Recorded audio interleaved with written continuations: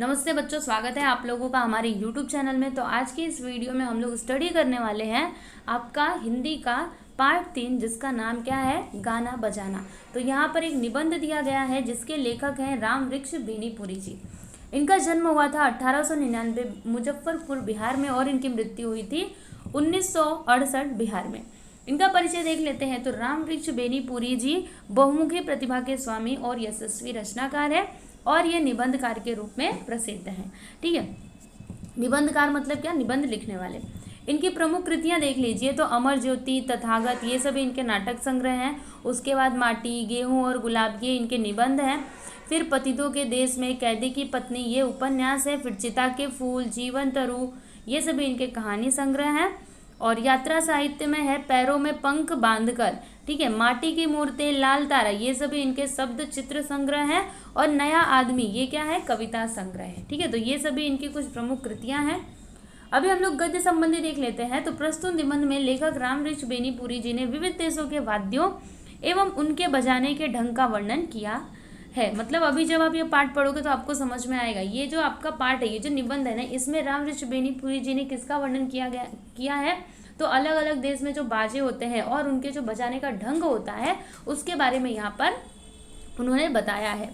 और इनका मानना क्या है कि गाने बजाने का शौक सभी देशों के निवासियों में होता है। मतलब ये क्या मानते हैं कि गाने बजाने का शौक बस किसी एक देश के निवासी में नहीं, बल्कि सभी देशों के निवासियों में होता है। निवासी मतलब क्या, रहने वाला। ठीक है, चलो अभी शुरू करते हैं इस पाठ को पढ़ना। तो एकदम ध्यान से पढ़ना। पी पी पू पू, कोई बच्चा बेतहाशा रो रहा है। चुप कराने की कितनी भी कोशिश आप कर रहे हैं वो चुप नहीं होता। बस आप एक पिपूही लेकर उसके नज़दीक जाकर के बजा दीजिए, वह चुप, शायद मुस्कुरा भी पड़े और उसे लेने की जिद तो करेगा ही। देखो बच्चों, यहाँ पे जो रामवृक्ष बेनीपुरी जी हैं वो क्या कहते हैं कि कोई बच्चा बेतहाशा, बेतहाशा मतलब क्या, बिना सोचे समझे अचानक से कोई बच्चा रो रहा है। आप उसको चुप कराने के बहुत सारे प्रयत्न कर रहे हैं लेकिन वो चुप नहीं होता है। तो आपको करना क्या है, वो कब चुप होगा, बस आप एक काम करो, एक पिपूही यानी कि पिपीड़ी, बांसुरी के जैसा होता है छोटे बच्चों के लिए बजाने के लिए।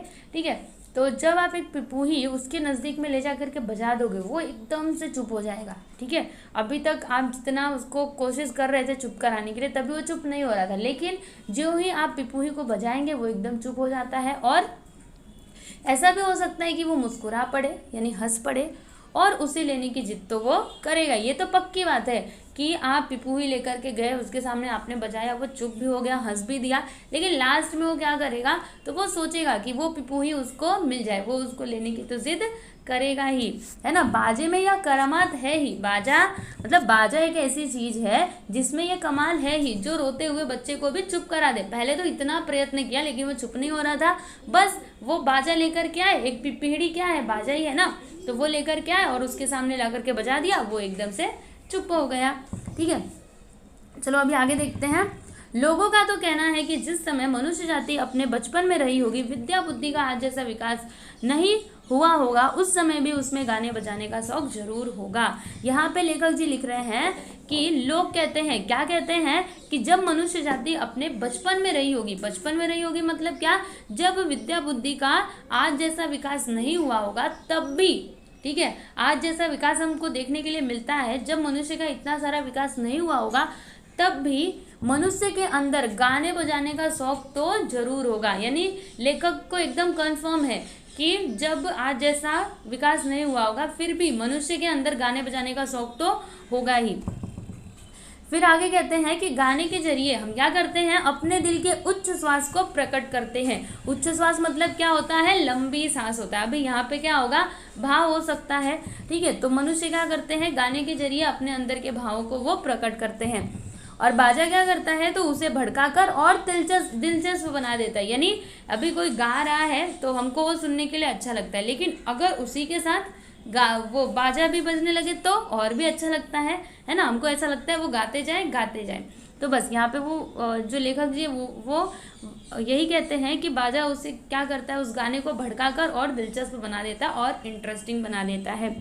आज संसार के पिछड़े से पिछड़े देश में जाइए, आप वहाँ गाना बजाना जरूर पाएंगे। फिर लेखक जी यहाँ पे कहते हैं कि आप संसार के पिछले से पिछड़े किसी भी देश में चले जाओ, वहाँ पर आपको गाना बजाना तो अवश्य ही मिलेगा।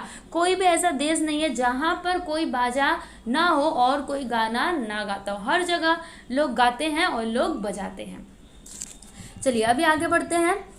यहाँ पे अगला पैराग्राफ देखेंगे तो पहले कौन सा बाजा बना होगा इसका अंदाज लगाने वाले कहते हैं कि पहले कई चीज़ों को इकट्ठा कर उन्हें पीट पीट कर शब्द निकालने की चेष्टा की गई होगी। मरे हुए पशुओं के चमड़े को पोपले कद्दू पर मढ़कर ढोल और नरकट की गांठों को छेदकर उससे पिपीही बना ली गई होगी। किसी पोपली चीज में छोटे छोटे कंकड़ रखकर उसे हिलाने डुलाने पर एक प्रकार का स्वर निकलते देखकर झुंझुना बनाने की कल्पना की गई होगी। आज भी बहुत से देशों में 3 बाजे हैं, ढोल, पिपीही और झुंझुना। चाहे उनका आकार प्रकार अलग हो, इन तीनों के सहारे ही नाना तरह के स्वर निकाले जाते हैं। देखिए बच्चों, यहाँ पे लेखक जी बोल रहे हैं कि पहले कौन सा बाजा बना होगा। जो लोग इसका अंदाज लगाते हैं वो कहते हैं कि सबसे पहले बहुत सारी चीज़ों को इकट्ठा किया गया होगा और उनको पीट पीट करके उनसे आवाज़ निकालने की कोशिश की गई होगी। और क्या किया गया होगा, तो मरे हुए जो पशु होते हैं उनके चमड़े को निकाल करके पोपले कद्दू, यानी पोपले कद्दू मतलब सिकुड़ा हुआ पचका हुआ कद्दू, उसके ऊपर मढ़ करके ढोल बनाई गई होगी। और नरकट एक तरीके का पौधा होता है, ठीक है, तो नरकट के गांठों को छेद करके उससे बांसुरी बनाई गई होगी। ठीक है, तो यहाँ पे ये कल्पना कर रहे हैं कि कैसे इन बाजों का विकास हुआ होगा, कैसे सबसे पहले ये सारी चीज़ें की गई होगी। ठीक है, ये यहाँ पे समझा रहे हैं। और फिर कहते हैं कि झुंझुना बनाने का ख्याल कैसे आया होगा, तो इन्होंने क्या किया होगा, एक पोपली सी चीज़ ली होगी। पोपली मतलब एकदम हल्की हल्की, ठीक है, जो पोपली मतलब क्या, जो ऐसे आप छुओगे तो पोपली जैसी लगेगी। ठीक है, तो वो चीज़ ली होगी इन्होंने। और फिर क्या किया गया होगा, छोटे छोटे कंकड़ लिए होंगे और उसमें भर करके उसको हिलाने डुलाने से जो आवाज़ निकली होगी, जब उसमें से स्वर निकले होंगे, तो इन्होंने क्या सोचा होगा कि तब इनके मन में झुंझुना बनाने का ख्याल आया होगा।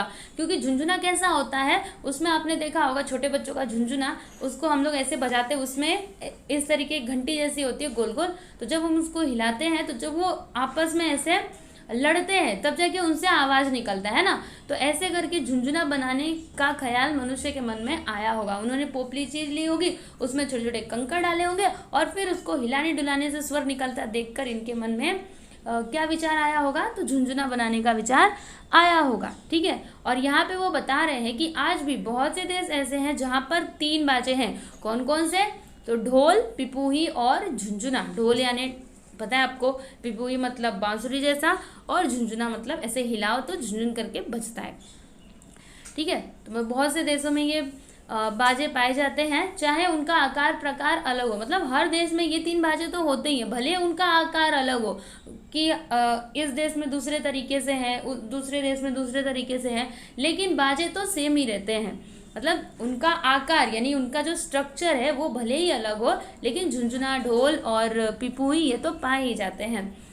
इन तीनों के सहारे ही, और इन्हीं तीनों के सहारे क्या किया जाता है, अलग अलग तरीके के स्वर निकाले जाते हैं। चलिए बच्चों, अभी आगे देखते हैं। तो वनवासी लोगों के गाने बजाने को गौर से सुनने पर मालूम होता है कि उनमें ताल पर ज़्यादा ध्यान दिया जाता है, सुर पर कम। यानी जो वन के वासी लोग होते हैं, वनवासी मतलब क्या, वन में रहने वाले। ठीक है, तो जो वन में रहने वाले लोग होते हैं उनके जब हम गाने बजाने को एकदम ध्यान से सुनते हैं तब हमको समझ में आता है, क्या समझ में आता है, कि उन लोगों में ताल पर ज़्यादा ध्यान दिया जाता है और सुर पर कम।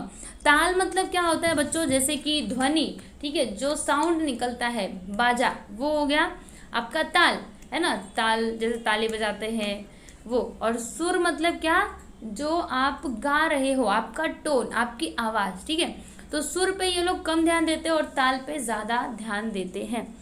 अमेरिका के रेड इंडियनों को देखिए या अफ्रीका के हब्जी लोगों को, गाने बजाने में ताल की ही प्रमुखता उनके यहाँ है। फिर यहाँ पे कुछ लोगों की बात कर रहे हैं। अमेरिका में एक प्रजाति के लोग हैं रेड इंडियन, ठीक है, और अफ्रीका के हब्जी लोग हैं। तो अगर आप इन लोगों को देखोगे ना, तो इन लोगों में भी ताल की ही प्रमुखता होती है, यानी ये लोग ताल को ही ज़्यादा इंपॉर्टेंस देते हैं और सुर को कम, है ना। सुनिए, आप लोगों ने भी ये कभी देखा होगा, देखो अगर कोई गाने वाला खराब है, ठीक है, मतलब वो अच्छा गा नहीं पाता, लेकिन अगर उसके साथ बाजा बजता है तो हमको उसका भी गाना अच्छा लगता है सुनने को, है कि नहीं। तो बस यहाँ पे यही बताया जा रहा है कि वो लोग क्या करते हैं, सुर पे कम ध्यान देते, ताल पे ज़्यादा ध्यान देते।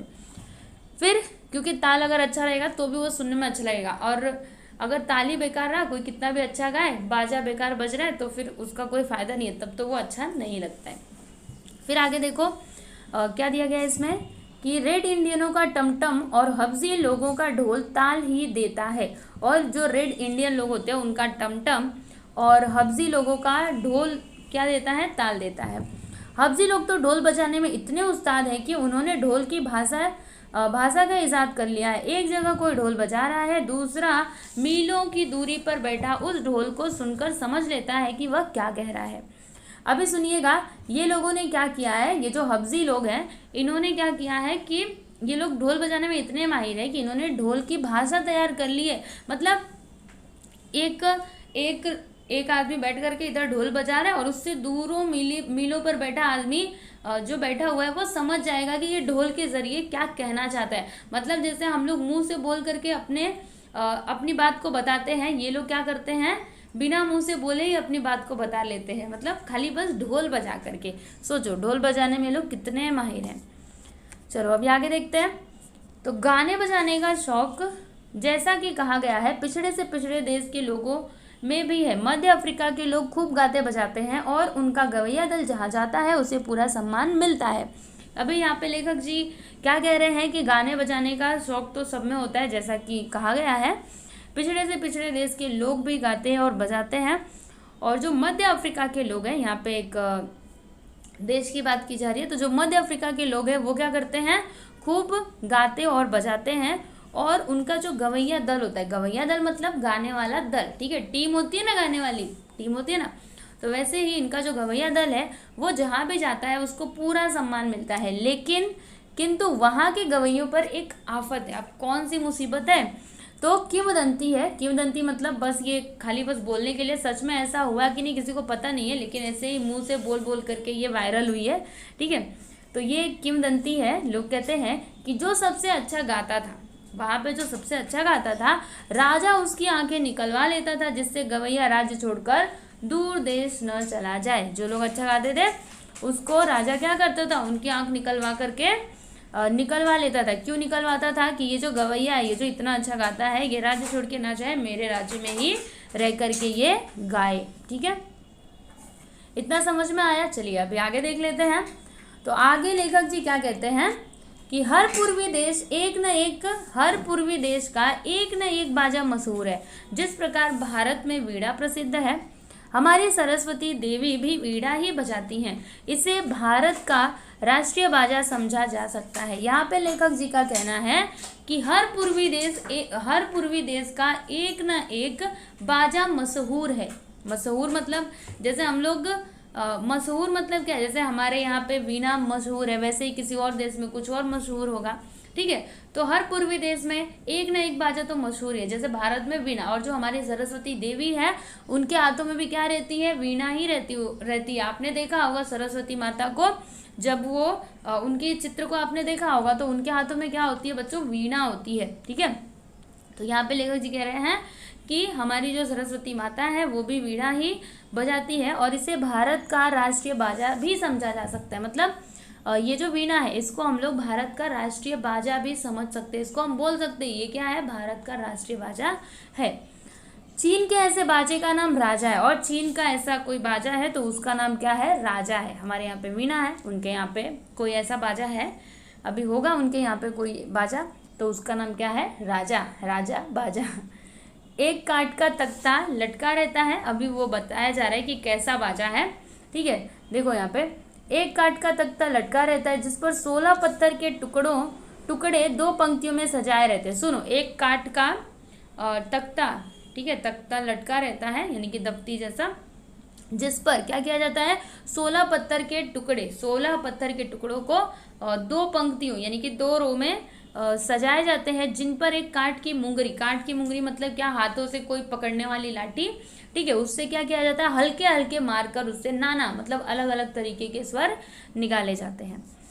बर्मा में एक तरह की ढोल तरंग बनाई जाती है, और बर्मा एक जगह है जहाँ पर एक तरीके के ढोल तरंग बनाई जाती है। किस तरीके की, देखो यहाँ पे भिन्न भिन्न आकार के 21 ढोलों को अर्धवृत्ताकार में रखते हैं, मतलब अलग अलग आकार के 21 ढोलों को वो लोग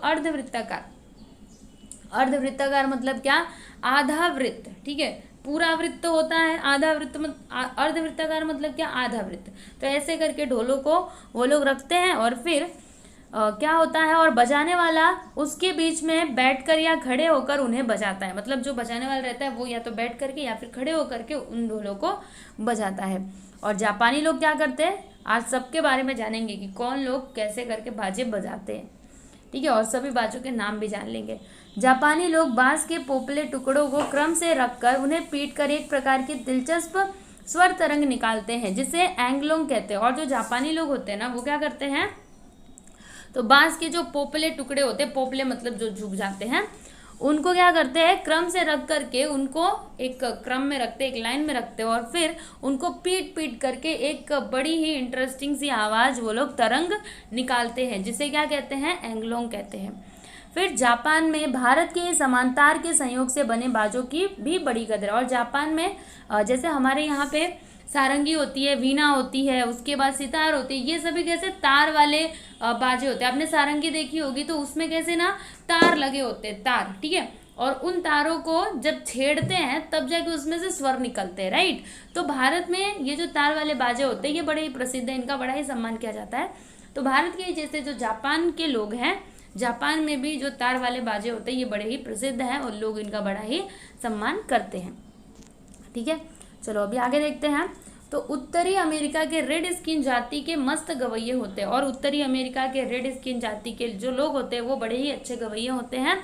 उनके पास केवल 3 ही बाजे होते हैं। कौन कौन से होते हैं, ढोल, पिपीहुई और झुंझुना। लेकिन इन्हीं के सहारे भी बड़े मजे ले करके गाते हैं। मतलब इनके पास तो 3 ही बाजे होते हैं, ढोल होता है, पिपीहुई होता है और क्या होता है, झुंझुना होता है। लेकिन इन्हीं तीनों के सहारे वे बड़े मजे ले करके गाते हैं, मतलब बड़ी मस्ती में रहते हैं वो।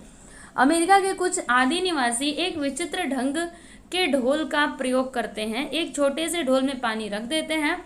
अपने स्वर के अनुसार बनाने के लिए गवैये बार बार उसके पानी को कम या बेसी करते रहते हैं।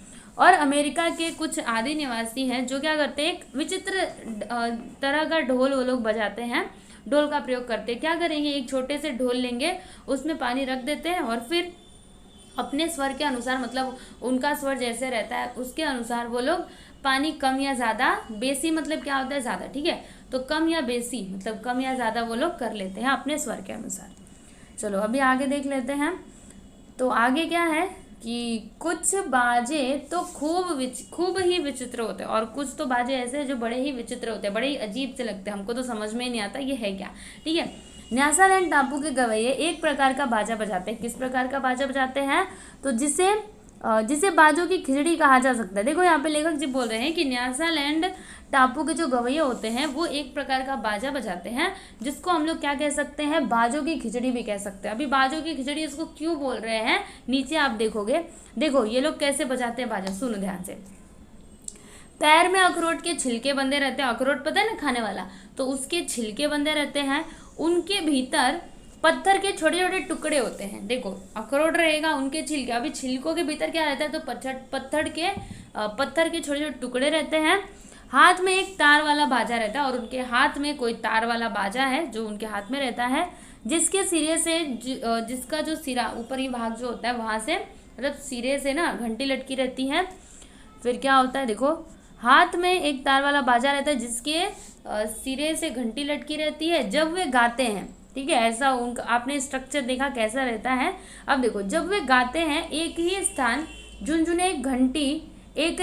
झुंझुने घंटी और तार की आवाज़ निकलती है। मतलब जब वो लोग गाते हैं ना तो एक ही साथ में ही झुंझुना की आवाज़ निकलेगी, फिर घंटी और वो तार की आवाज़ निकलती है। इसीलिए तो इसको लेखक जी ने बोला बाजों की खिचड़ी, है ना। पैर में बांध लिया, उसमें कंकड़ डाल लिया, फिर तार ले ली, तो ये बाजों की खिचड़ी है ना, सब एक ही साथ बजाए जा रहे हैं। फिजी के आदि आदिवासी एक लंबी सी बंसी अपनी नाक से बजाते हैं। और फिजी के आदिवासी मतलब आकर के बसने वाले, ठीक है। तो ये जो लोग हैं ना वो क्या कहते हैं, अपनी नाक से एक लंबी सी बंसी बजाते हैं। मलाया में भी ऐसे विचित्र बंसी देखी जाती है और मलाया भी एक जगह है जहाँ पर ऐसी अजीबोगरीब बंसी देखी जाती है। मेक्सिको में जो काठ के मरिम्बा का मेक्सिको में जो काठ के मरिम्बा का प्रयोग किया जाता है उस पर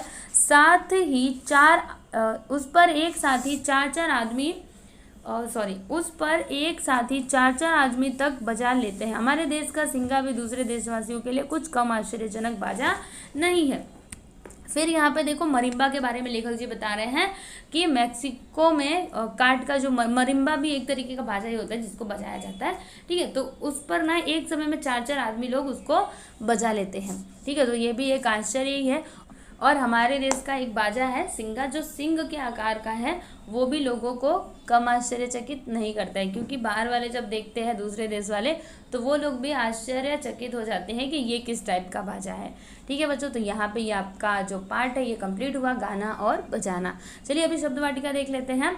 तो बेतहासा मतलब असीमित, पिपुई मतलब छोटी बांसुरी, नरकट यानी पतली गांठदार बेद, फिर इजाद यानी खोज, मशहूर यानी प्रसिद्ध, और मुंगरी मतलब मुठियादार लाठी, और बेसी यानी ज़्यादा, आदिवासी मतलब आकर के बसने वाले, ठीक है बच्चों। तो मैं ऐसा उम्मीद करती हूँ कि आप लोगों को ये पाठ समझ में आया होगा। तो अभी हम लोग अगले वीडियो में मिलते हैं। Okay, thank you.